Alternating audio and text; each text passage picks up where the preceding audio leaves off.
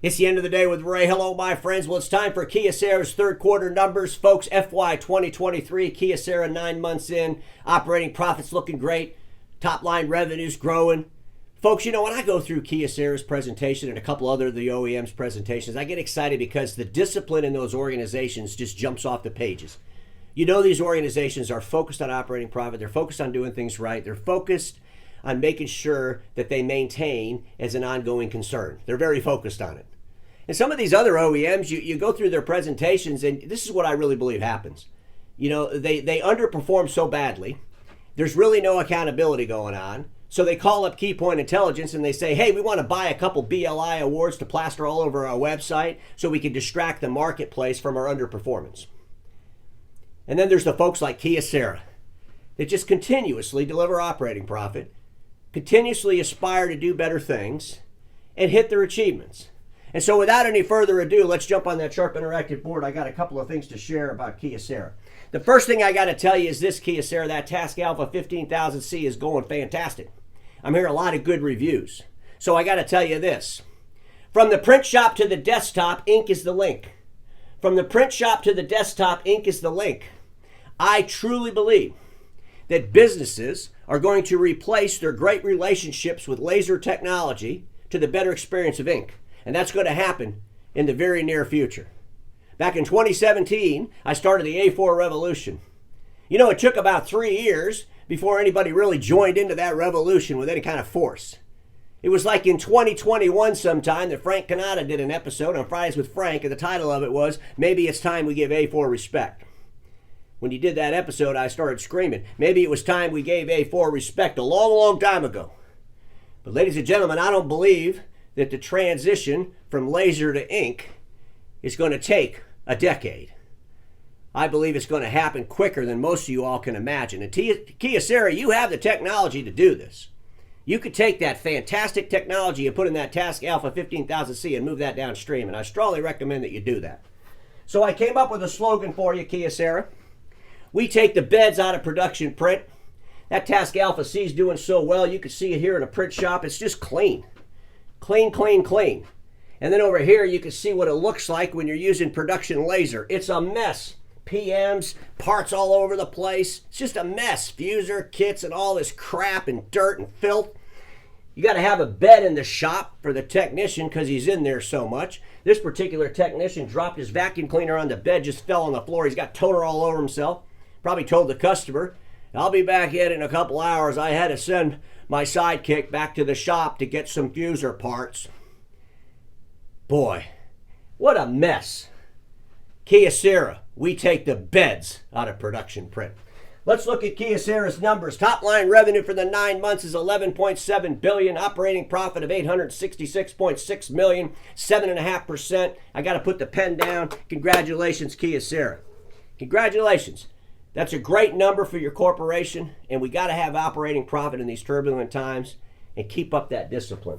Let's look at that place that we all call home, those friends of mine that sell supply and service print equipment. Document Solutions Group for the 9 months, $2.4 billion. Operating profit of $167.4 million, 7%. This is great stuff. Every one of their business components, every one of their business segments has operating profit. Did they have some that weren't as big as the operating profit a year ago? Yeah, they took some hiccups, but they were able to absorb those hiccups because they have discipline, because they maintain a focus. Folks, I'm convinced that if Kyocera misses their operating profit by 0.5%, the leaders get the leaders together and they're mad and they want to know how they missed it by 0.5%. And they want to know what those leaders are going to do to make sure they don't miss it next time. They have a discipline, and that discipline, I'm telling you, it just jumps off the pages in their presentation. This slide kind of shows their revenue and their operating profit. The gold is the Document Solutions unit. And look at this. So this whole year so far, the 3 quarters, right? The first quarter, $771.6 million in revenue. Second quarter, $800 million. Third quarter, $857 million. Operating profit always at that 6-7%. Discipline, paying attention, going into the marketplace with products that are in their core competency, and they understand how to deliver those products successfully and profitably. Congratulations, Kyocera. Kyocera had their Investor Relations Day. I'm not sure if this was a big picnic with barbecue, hot dogs and stuff, but I wasn't invited to it. So if you have another picnic for Investors Relations Day this year, please invite me. But I was going through this presentation, and they have some pretty big goals. They have some pretty big goals. I mean, and I'm looking at these goals and I'm thinking, well, if anybody can hit these, it's Kyocera, because they have the discipline to hit these goals. But look at this. They want to have 3 trillion in yen by the FY March of 2029. Folks, at today's Forex, that's $22.8 billion. It's $22.8 billion by the end of fiscal year 29. I believe they can do that. But more importantly, they want to make sure their operating profit, they want to make sure they have an operating profit percentage in that 15-16% range. There's some OEMs, if they said they wanted to have a 15% operating profit, you'd just laugh at them. You'd look at their history over the last 10 or 15 or 20 years, you say, well, you never once hit it. How are you going to do it now? But when I look at Kyocera and they're saying they want to have that 15-14% operating profit, it's very attainable, and I believe they're going to get there. Look at this Solutions Business Group. Folks, they want to have $10.6 billion in revenue by the end of FY 2029, and they want to have a 14% operating profit of $1.5 billion. Do you know how much revenue some of these other OEMs would have to do to have a $1.5 billion profit? I mean, you could do the math. Some of these folks are lucky to have 1.5%, 2% operating profit. Some of them are coming in as the whole conglomerate with a 0.5% operating profit. To get to $1.5 billion, they can't sell enough stuff to get there. That's why it's so important that we don't chase revenue at all costs, that we focus on profitability. So Kyocera, I'm going to wish you the best in your achievements here. I think you're going to hit that. But I have to make a suggestion. All of Kyocera, you should mandate this to the whole entire Kyocera team. Everybody needs to watch the end of the day with Ray. If the entire Kyocera team watches the end of the day with Ray, it'll help you achieve this a lot easier. It'll be a lot easier for you. Plus, you'll have the whole team screaming at all the executives that work at Kyocera how they need to take their ink technology and move it downstream. The whole entire corporation will be screaming at you. You'll be getting phone calls. You'll be talking to the leaders.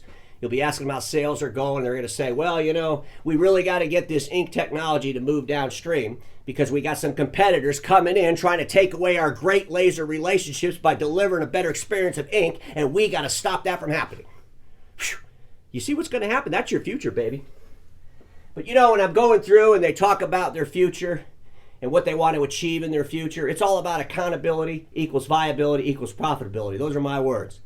Accountability equals viability equals profitability. In Kyocera, they want to focus on what's profitable.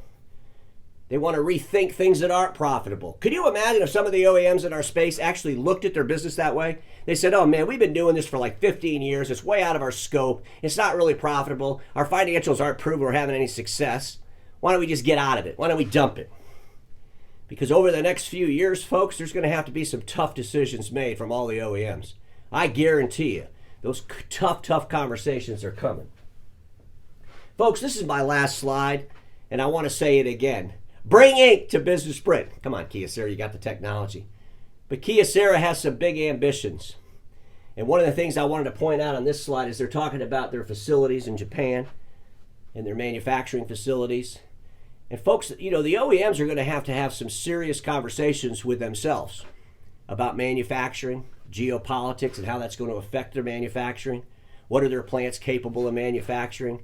And all those conversations, when you're talking about plants and you're talking about manufacturing, that's a lot of money. That is a lot of money.